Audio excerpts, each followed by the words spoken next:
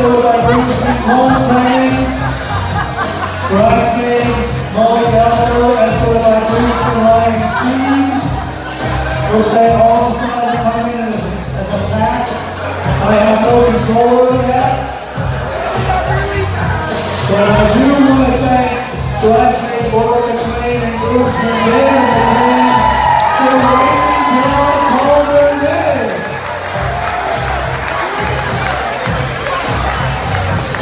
Maid of Honor Lady McLean, escorted by Bruce, joining the robot.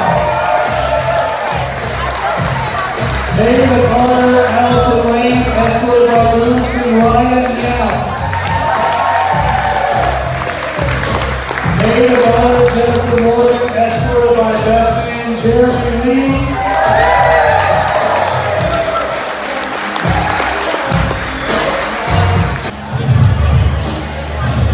Now, how about a nice round of applause for our bride and groom, Mr. and Mrs. Susan and Ethan Lee.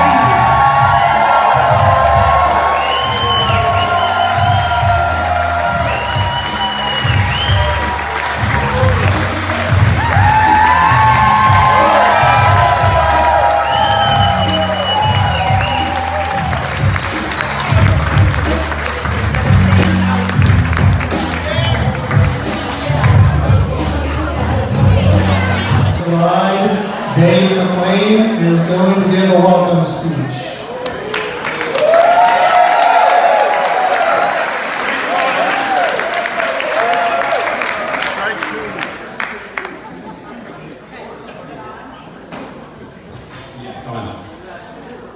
All right, first of all, Judy and I would like to welcome everyone.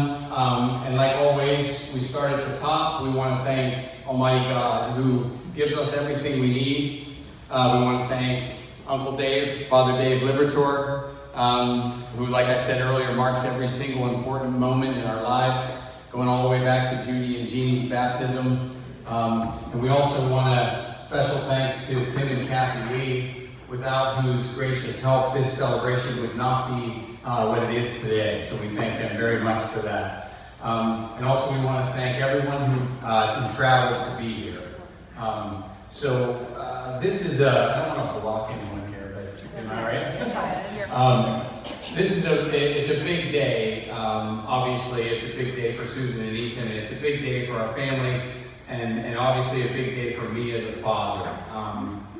Today I'm seeing my youngest daughter married, also in the year that, along with my mom and my brother Jim and my sister Kate, we said goodbye to my dad.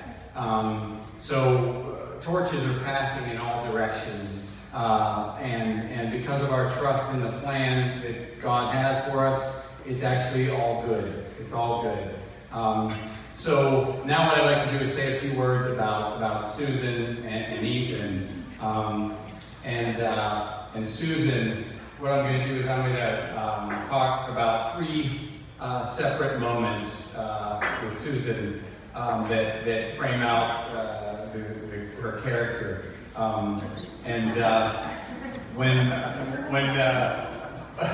When we were building our house, we had sold our first house sooner than we thought we ever would. So we lived in an apartment with other families that were in the same boat.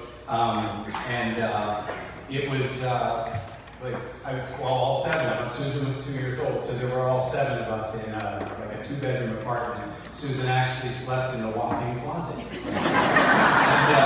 But anyway, we were going to, it was 4th of July, we were going to the fireworks. So we were with another family who had a bunch of kids, and we were all walking, and at one point, after we had left the apartment and we're walking across the parking lot, the other mom said, "Where's Susan?"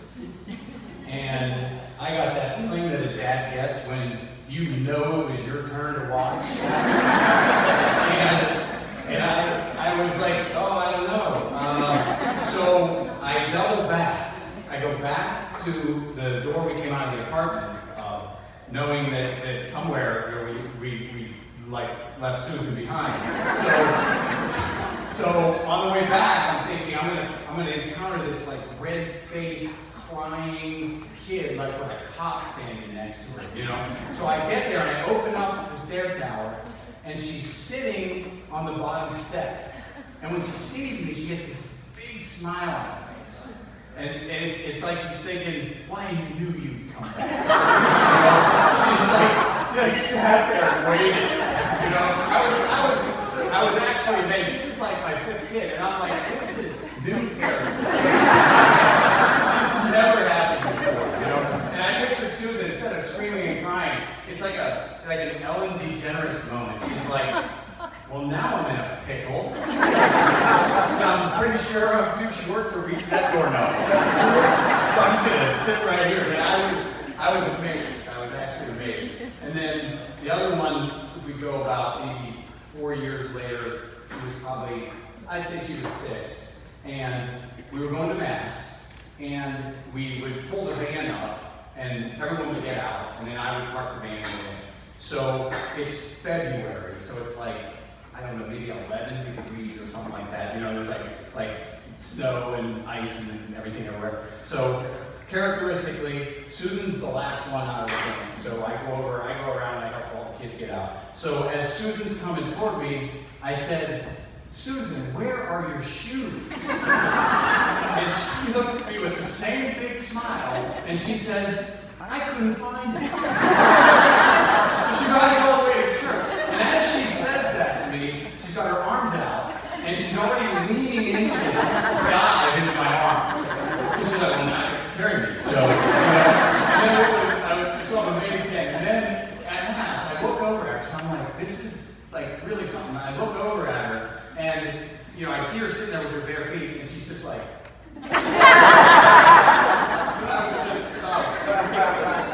absolutely incredible. And then, again, we take that same kid, now she is, I'll say 20 or so, and she is going to be going to the University of St. Louis University. So she decides she's going to go there. She doesn't know anyone, literally, not even like a high school connection, nothing there. She just decides that's where I want to go, and that's what I'm going to do. So I drove out there with her, and then I was flying back. So when I was leaving, I arranged for a cab for me to get to the airport, and when I was leaving, I remember I said 3 words to her. I said, "Brave New World."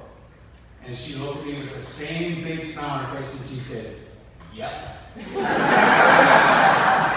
So, and as I was driving away, I thought, you know, am I supposed to be worried about her? Like, is it? And then I realized, like, because of who she is and her personality and the fact that she's incredibly well traveled. She's been more places than I think the rest of us combined. And out of that, she has this like bohemian street sense where just because she doesn't argue with you or confront, it doesn't mean she doesn't know exactly what's going on. So I realized that she was going to be fine.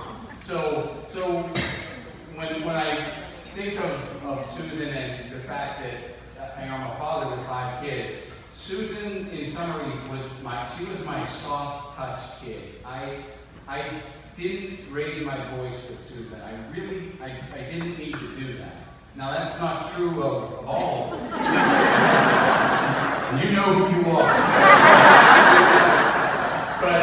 But Susan always understood soon enough that it's just been a real pleasure. She's an awesome person. And what it is she trusts really, really completely. Like when she's doing that dive into my arms, that's because she trusts that you're going to be there. And when someone trusts you that much, you have to really, really wake up and pay attention that they're counting on you. So it brings out the best in you when you're around someone who's capable of that level of trust. And it's just a great thing. And she has a big heart. She just has a really, really big heart. So that's kind of my Susan story. And then Ethan, and thank goodness Susan goes to St. Louis University because that's where she ends up meeting Ethan. And it took her a while, but she obviously found really, really good friends there. And I remember she said, there's this guy that I really like.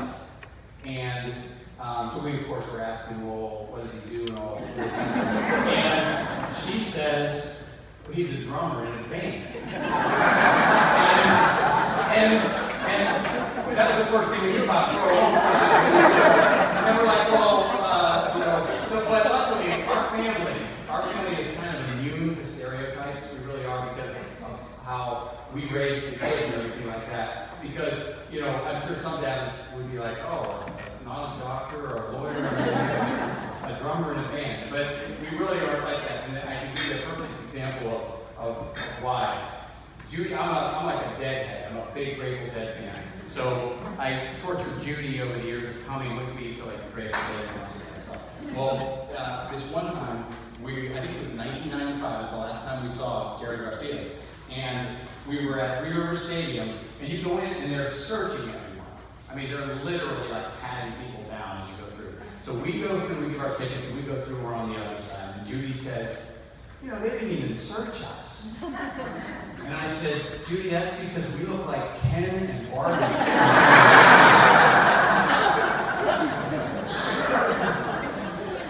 So, and it worked out really well too, because I had a bunch of weed.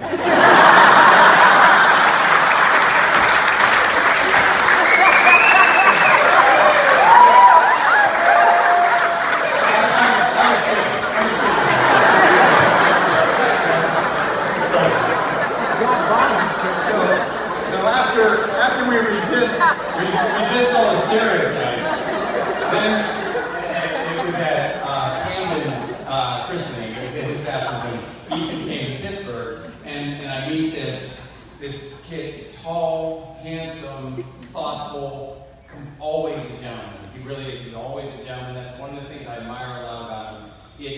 There are people who say that's kind of a lost art, but he is always a gentleman. I've never heard a cross word come from him, and I'm very, very impressed with that.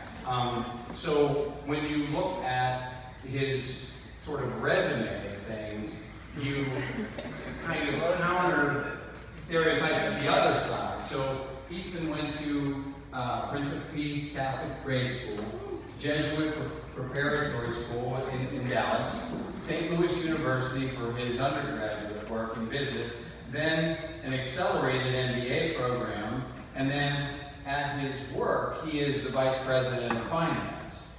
And another thing that I admire about him is that you can see that and think there's a certain person that would be that person with titles like that and accomplishments like that, but there's no pretense whatsoever. And I think that's one of the things that they have in common, that I'll call it that bohemian streak again, where it's not about, oh, I do this and I accomplish that and I do that. It's just, with Ethan, I think it's a solid work ethic and not so much an intent to impress with what he's doing. And again, it's that gentleman quality that's just great. And I also, we've noticed what it means to be a friend of Ethan, because over the past few years, we've learned how loyal he is, and we've seen him in situations, good ones and some very difficult ones, where he demonstrated what a friend does for a real friend, and Judy and I were just completely impressed with that. So what we have is Susan with her tendency to trust, and Ethan with a tendency for loyalty, and what that does is that brings out the best in the people that you deal with, and certainly we see that it's bringing out the best in the two of them. So the other thing I wanted to compliment Ethan on is the nature of our family is that when someone comes in new to the family, this is not an easy situation. It really isn't. And he handled it really, really well. I mean, it is a gauntlet of opinion and whatever else comes to mind. And he did, and it reminded me of myself 40 years ago. My incredible mother-in-law, Nancy Libertor, she welcomed me into her big, beautiful family. And it was new territory. for someone from a smaller family where words tend to be more measured to be in this place where people say exactly what they're thinking. Just tell you exactly what they're thinking. And it's great when you're used to it, and it takes a transition. And you can handle it well. You have to sometimes, like our families, or our direct family now, follow that model. So you have to literally like fight to get a word in. I remember when David was like a freshman, it was one of David's girlfriends actually said to us, she said, and I quote, "It's hard for me here because everyone talks at the same time."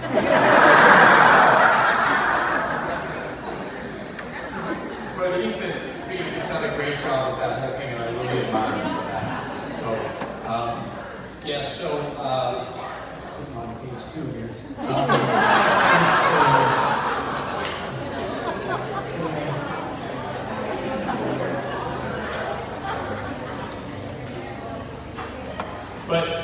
And the idea for the two of them, though, really is that when you look at their marriage and the potential for that, you look at the unlimited potential for discovery. Ethan, having been trained in the Jesuit band of thinking, that credo of pushing and learning and not being done when you get your degree, but learning how to learn for the rest of your life, it's an incredible thing. And if you have the right approach and the right faith, the idea of that Jesuit training is, what God's saying is, as you learn about my universe, you are learning about me. So there's nothing in science and investigation and pushing that takes you away from God. If you pay attention, it actually brings you closer. So I know that, again, Nancy Libertor, her favorite earthly written work is by Max Ehrmann, the last line or two of which is, and whether or not it's clear to you, no doubt the universe is unfolding as it should. So it's like a ripple that comes out, like I talked about it last today. It has a center, a firm center, and it goes out from these two. So from these two, all the good things that can happen radiate out from them. And at the same time, it communicates back to the center. So Judy and I could not be happier with Ethan being the one that Susan trusts to walk side by side with her. We know he'll be ready to catch her, not only when she falls, but when she dives. And he'll be there to carry her when she forgets her shoes. So to quote our family's patron poet, Robert Hunter, it's ripple in still water, where there is no pebble tossed, nor wind to blow. Reach out your hand if your cup is empty. If your cup is full, may it be again. Let it be known, there is a fountain that was not made by the hands of men. So here's to big hearts, open minds, and brave new worlds. And to the ripple that starts today, right here and right now for Ethan and Susan. The unlimited outer rings of that ripple belong to them. But by an awesome design by Almighty God, the center of that ripple is shared by all of us. So if you can raise your glass, let's get this party started and send this ripple out with a bang.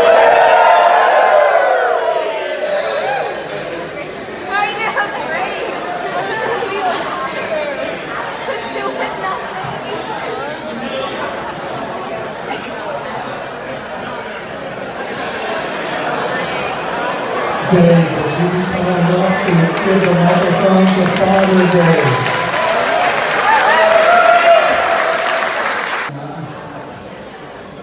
I thought before I do the lesson, I'd just tell a little story. And I got this story from Ethan last night.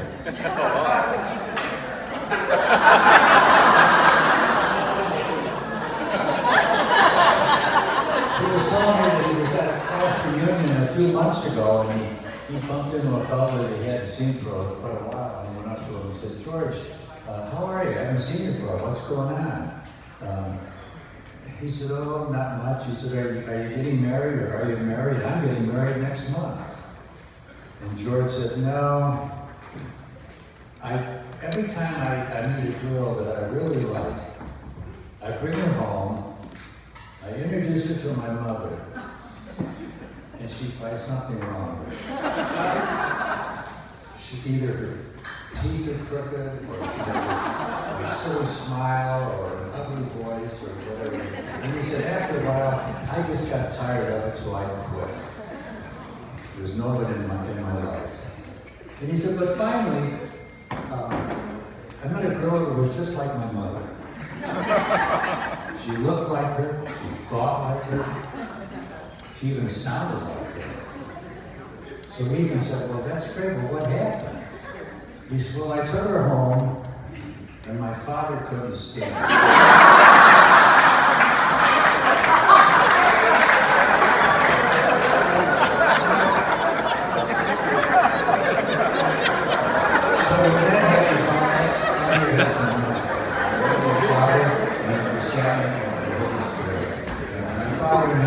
Praise you tonight, and we thank you for all the blessings that you've given to us. We thank you for the blessings of this day, for the blessings that both Susan and Ethan have been recipients to over their years. And we ask you, Father, to bless them in their marriage. Let them be aware of your presence to them, your love for them. And let them never become discouraged and find consolation in their relationship with each other, as it brings them closer to you, Father in heaven. Bless us, O Lord, in these thy gifts which we are about to receive from thy bounty through Christ our Lord. Amen. Bon appetit.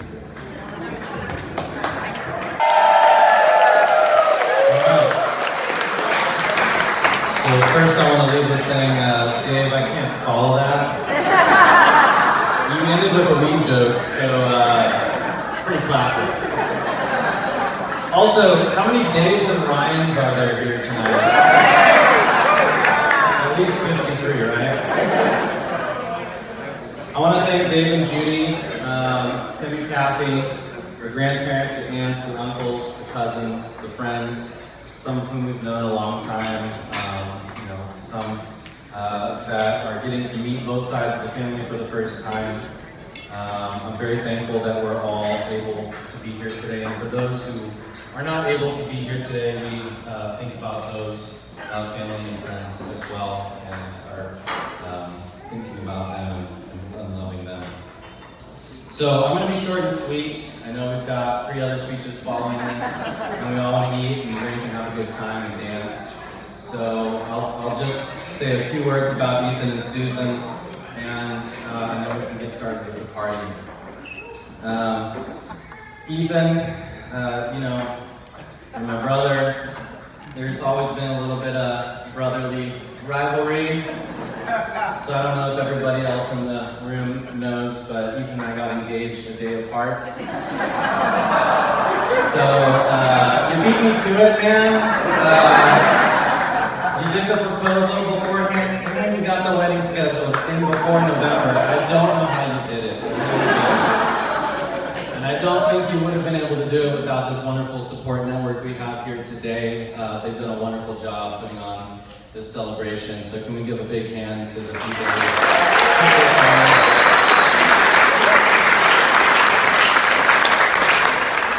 growing up, Ethan and I were, rowdy, 2 brothers, the only brothers, right? It's just me and him playing street hockey, shooting hoops, skateboarding. Of course, when you got better at skateboarding than me, I moved on.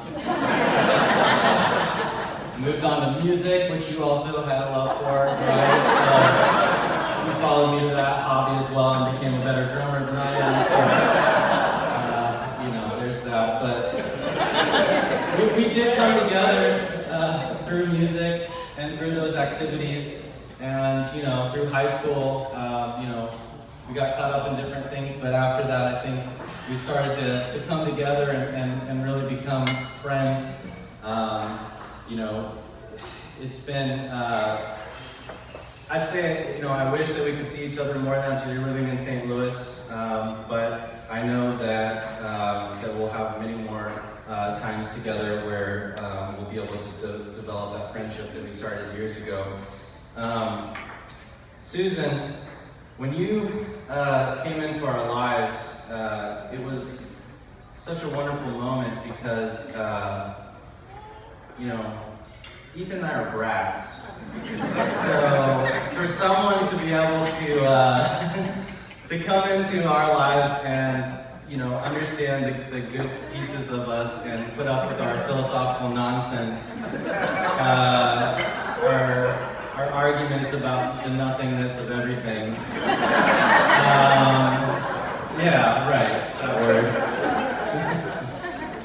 It was so refreshing to just see you come into that, and I always knew that you would be the person for Ethan. You're so chill and passionate. I think bohemian was the better word that was said earlier, and faithful and hopeful in such a way that I think that you're able to take, what was the word, Ethan?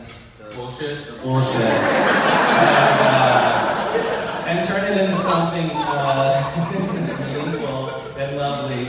And then also call us on that same bullshit, right? So, I've not been able to spend as much time with you all again as I'd like because we live in different cities, but I really would like to continue to spend more time with you. Anytime that I do spend time with y'all, it's so wonderful and I have such a good time. And I'm so thankful to be now related to you, Susan, and I'm so glad that you guys are finally married. Communication is key. So if I could, I think Father Uncle Dave has already said all of the things about marriage have already been said before, right? So I can't really regale you with anything groundbreaking, but I will just say communication is key. So when times are tough or when they're good, make time to sit down and talk and pay attention to each other's needs and wants, and be intentional about the moments that you spend together. That's really important. And love each other, be honest with each other, and laugh frequently. It's very important. So with that, let's raise a glass to the bride and to the groom. Love you both.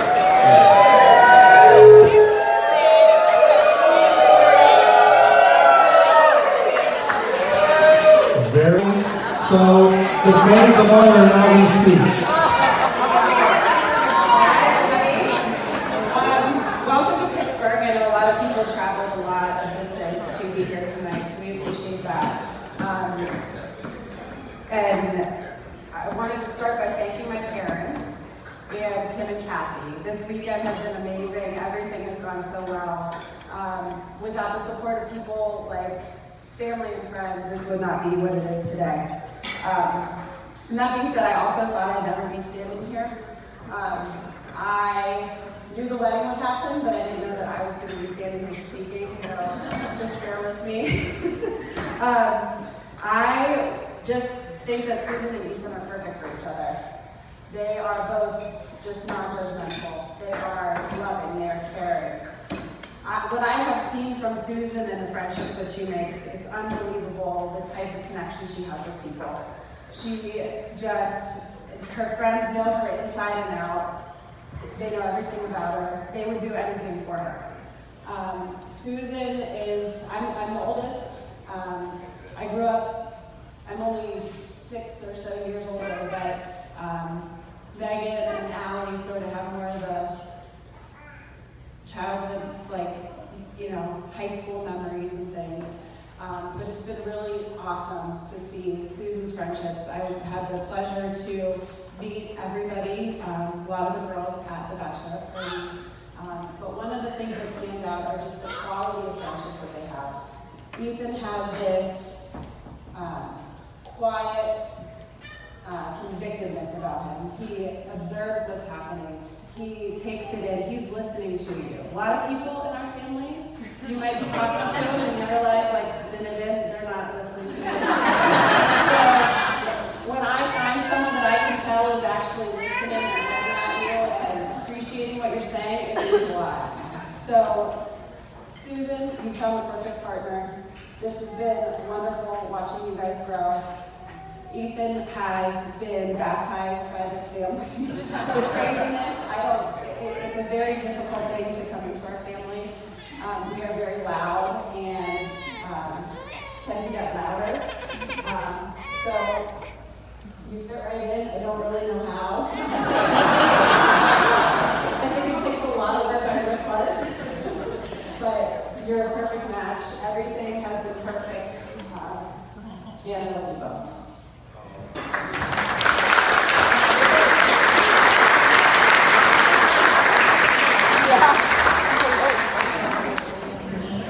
I guess I'll start by saying that my dad was definitely talking about me when he was talking about me. But I would just like to say that it made you a better parent. Mine's going to be short and sweet as well, because unlike my sisters, I haven't had the luxury of having a couple of drinks to calm my nerves. So yeah, so just bear with me, please. I'm actually going to speak the Lord's words, because that's better than anything I could come up with on my own. And I want to share one of my favorite verses from Romans 15, verse 13, for Susan and Ethan. And it's, "May the God of hope fill you with all joy and peace in believing, so that by the power of the Holy Spirit you may abound in hope." I love this verse for many reasons, but one thing that I think that's important to note is that Paul isn't saying that because you're believers, you get this one-time dump of joy and peace in your hearts. It's a spiritual joy and peace that grows as your faith grows. And a marriage is a really cool thing and a cool opportunity to have your faith grow. So my prayer for the both of you is that you grow in your faith together and lift one another up in faith. I encourage you to practice prayer. Pray together. Pray often. Praise God for your blessings and turn to Him in times of trouble. And do this so that you may be continuously filled with this spiritual joy and peace, and abound in hope. And together, you'll get through anything that life throws at you. I love you both.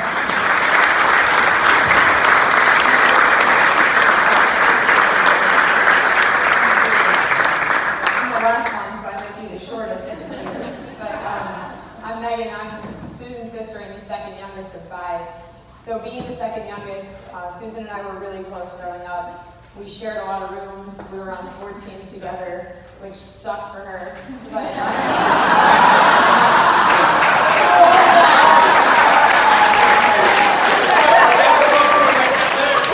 learned that there's 2 things that Susan and I will never agree on. One is how clean your room should be, and 2 is how early you should get to the airport. I'll tell you who's on which side of those things, but I will tell you that I've never missed a flight. Being the youngest of 5, Susan really could have, she had 4 examples, and both good and bad, but I think 4 pretty good examples of how she could have lived her life. And she could have easily just picked one of those paths and followed them, but she definitely did not. She's brave and she's courageous, and the stories my dad told about her going to St. Louis alone by herself with no one that she knew really speak to who she is. And she could have chosen any path to follow, but she really forged her own. But I think along those paths, she took some of the best qualities from her older siblings. She has Jenny's compassion, Allie's sense of humor, David's athleticism, and she took all of those things, combined them with everything else that makes her who she is, and really forged her own path. And that path took her from Upper St. Clair to South Bend, Indiana, to a year in Sevilla, and then ultimately to St. Louis, where she met Ethan. And as my dad said, it's a very good thing that she met Ethan, because she is so much her own person that as her sister, I thought it might be a challenge for her to find someone who can hang with her, because she is so chill, and I didn't know there was a match for her chillness. And in our family, if you know anything about my father, he wouldn't accept anybody that doesn't have a good appreciation for music. So thank goodness. And Ethan, she's our younger sister, all of us, and we have protected her. And anybody that went to high school with us might know some stories about us protecting her. But she really, it's a really cool situation, because you now have the ability to protect her, but she doesn't really need to be protected. So you will go through life protecting each other, forging your own path together, and probably missing a few flights together. I want to make a toast for continued love, continued happiness, and continued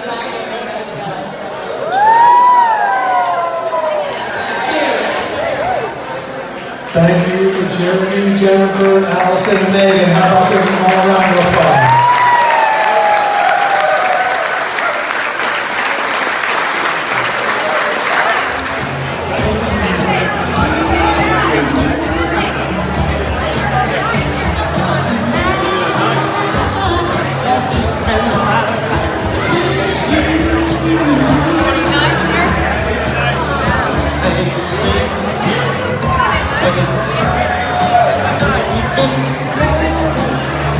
Again, the bride and groom are cutting the cake.